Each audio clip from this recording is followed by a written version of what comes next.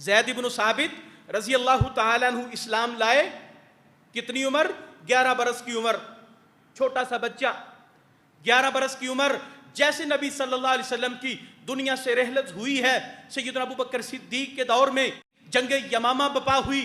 یمامہ کی جنگ کے اندر، اس میدان جہاد کے اندر 1100 صحابہ، وہ صحابہ کے جو قرآن کے حافظ، قرآن کے قاری تھے، وہ صحابہ کرام، ان میں سے 1100 کا عدد، اتنی بڑی تعداد صحابہ کی شہید ہو گئی۔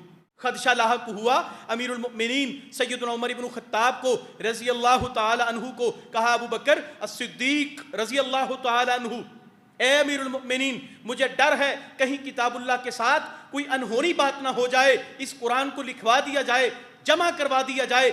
آج جیسے ہمارے پاس جلد بندی کی صورت میں، کتاب کی صورت میں، نسخے کی صورت میں قرآن موجود ہے، ابتدائی دور میں ایسے نہیں تھا۔ مختلف تختیوں کے اوپر لکھا ہوا تھا، مختلف صفحات کے اوپر لکھا ہوا تھا، کوئی کسی صحابی کے پاس تھا، کوئی صورت کسی صحابی کے پاس تھی۔ سیدنا ابو بکر صدیق رضی اللہ تعالیٰ عنہ نے جناب عمر بن خطاب کو بہت دیر تک سلپ کرتے رہے، عمر میں وہ کام نہیں کر سکتا جو کام نبی صلی اللہ علیہ وسلم نے نہیں کیا۔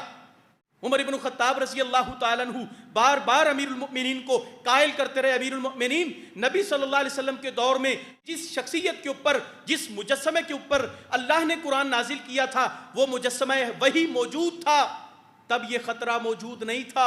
آج یہ خطرہ ہمارے سروں کے اوپر منڈلا رہا ہے۔ امیر المؤمنین، قرآن کو جمع کیا جائے۔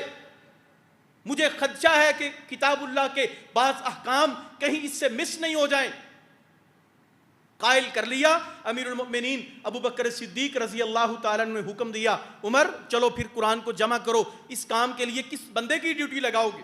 اس ذمہ داری کے لیے جس شخص کو چنا گیا وہ سیدنا زید بن ثابت رضی اللہ تعالیٰ عنہ، وہ صحابی ہیں، 11 برس کی عمر میں اسلام لائے تھے، ابھی چند سال کی عمر، 13 14 15 18 سال سے کم سالوں کی عمر ہے، قرآن کو جمع کر رہے ہیں۔ امت کے اوپر وہ احسان کیا، تا قیامت امت قرآن پڑھتی رہے گی، یہ ثواب سیدنا زید بن ثابت کے حصے میں لکھا جاتا رہے گا۔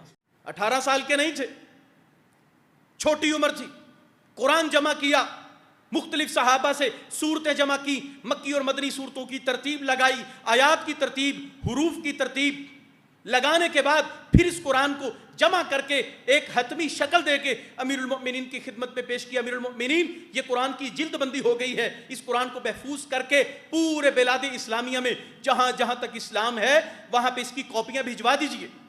اور سیدنا عثمان بن عفان کے دور میں بھی اس خدمت کو سر انجام دینے والے سیدنا زید بن ثابت رضی اللہ تعالی عنہ ہیں۔